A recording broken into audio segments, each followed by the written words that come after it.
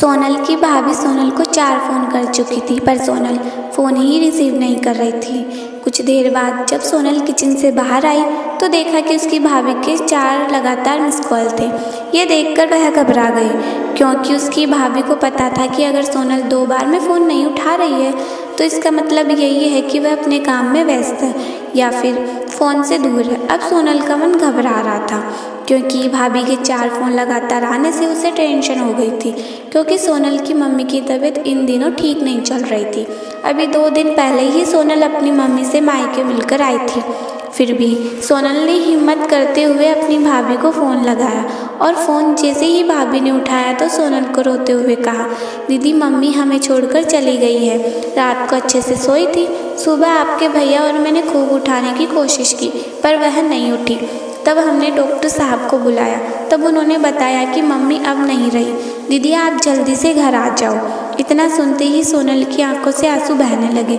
सोनल का पति उसे जल्दी से कार में बिठाकर मायके ले गया।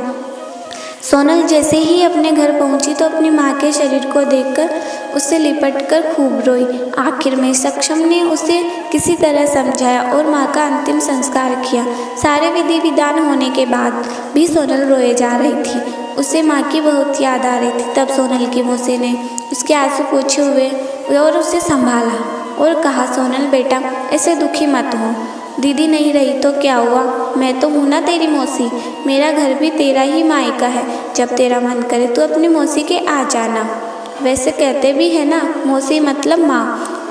बेटी मैं तेरा दर्द समझ सकती हूँ, क्योंकि तेरे पापा तो पहले ही तुझे छोड़कर जा चुके हैं और आज दीदी भी चली गई। कहते हैं ना, माँ के जाने के बाद बेटी का मायका ही छूट जाता है। वह भाभी तो बस दुनिया को दिखाने के लिए नाम का रिश्ता होता है, क्योंकि मायका तो माँ से ही होता है। सोनल भी मन ही मन सोचने लगी कि शायद मौसी ठीक ही कह रही है, और वह मौसी के लिपटकर जोर जोर से रोने लगी और कहने लगी, क्या मौसी मेरा भी मायका अब नहीं रहा। तभी सोनल की भाभी दूर बैठी दोनों की बातें सुन रही थी। पहले तो भाभी ने सोनल को चुप कराया और फिर उसे दिलासा दिया। फिर भाभी ने मौसी से कहा कि मौसी आपने ऐसे कैसे कह दिया कि मायका केवल माँ से ही होता है। मैं मानती हूँ कि माँ का स्थान कोई नहीं ले सकता, लेकिन अभी दीदी के भैया और भाभी जिंदा है, और जब तक हम दोनों जिंदा है दीदी का मायका बना रहेगा।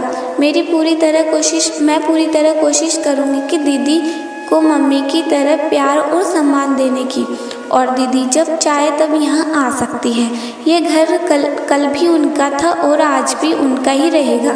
मौसी जी मैं भी एक बेटी हूँ, मेरा भी मायका है, और मैं अच्छे से जानती हूँ कि हम बेटियों के लिए मायका कितना महत्वपूर्ण होता है।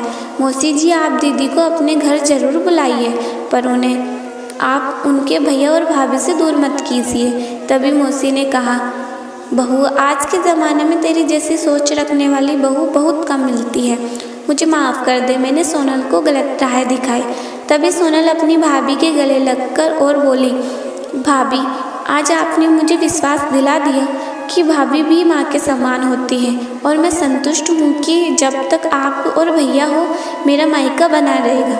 और किसी ने सच ही कहा है कि भाभी भी माँ के समान होती है। तो दोस्तों आपको आज का हमारा ये वीडियो कैसा लगा? अच्छा लगा तो लाइक ज़रूर करना और चैनल को सब्सक्राइब कर दीजिए। धन्यवाद।